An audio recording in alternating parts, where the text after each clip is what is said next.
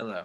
So in this video I'm going to tell you about a monster that has kind of always been around society because it blends in very well.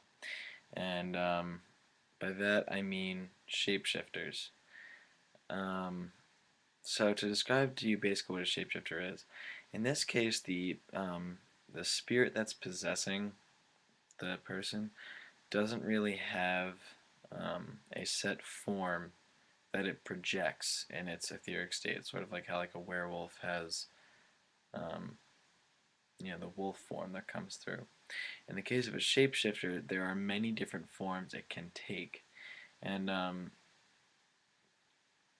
through this, it can actually mimic the appearance of other, objects or people or many different things. Think like Mystique from X-Men. The shapeshifter monster can appear in tons of different forms, from animal to human. It can appear in a bunch of different forms, and it is very, very difficult to spot. There are ways of detecting it that I'll include in this video I'm going to make about detecting spirits, but I'm just going to tell you a little more about shapeshifters because they are very, very um, interesting to say the least. So, shapeshifters can appear as just about anyone. They require a lot of energy, so the possessed person can be kind of vampiric at times and harm people. But for the most part, this shapeshifter can change the appearance without much of a need of any other source of energy. Usually, the person can supply it themselves. They just eat a lot. Um, right.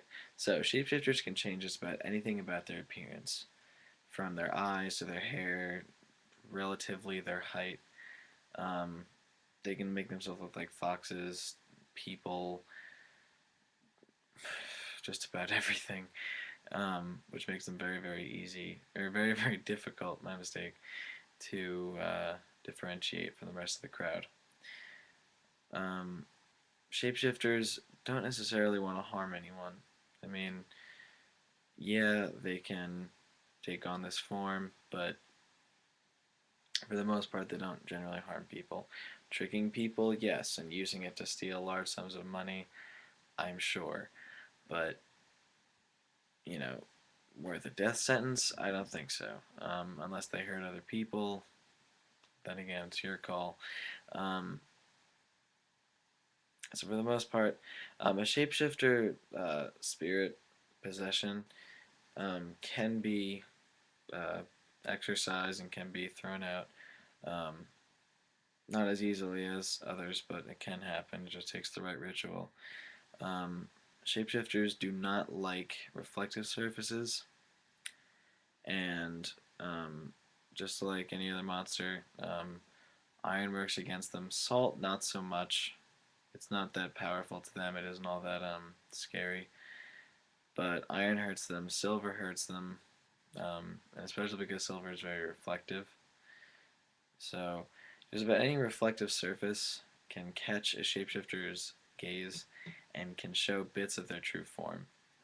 Not necessarily the whole thing, but a good hunting tool to have is a mirror, and I'll explain that all in another video.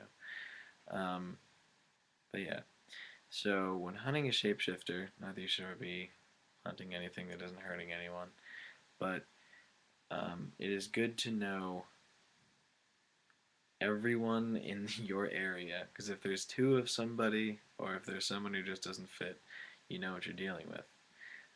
Shapeshifters do not have to literally shed their skin to appear as somebody else. They can change it through their etheric process. Most shapeshifters have some basic abilities, but not a whole lot going for them. They can be detained like any other spirit. They're not super powerful, but their ability to create this new form is just a very difficult thing to deal with. Shapeshifter spirit parasites can also manifest as shapeshifter spirit hauntings, which are They're very difficult. That's if you've ever heard of like a kitsune from Japan, that's what that is. So yeah, I'll explain more about that in a series that's not about physical entities. But for the shapeshifter, it's just it's best to know who's who. Always have a mirror with you if you're hunting a shapeshifter. Um, you'll see the true form or bits of it anyway, and it's just a good thing to have. Shapeshifters are not super prevalent in society, but the ones that are there, they're there, and you, you may be talking to one very soon. You just won't know it.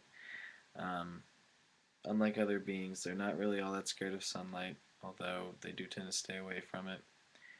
Um, so yeah, just have those reflective surfaces around you, especially ones that are blessed.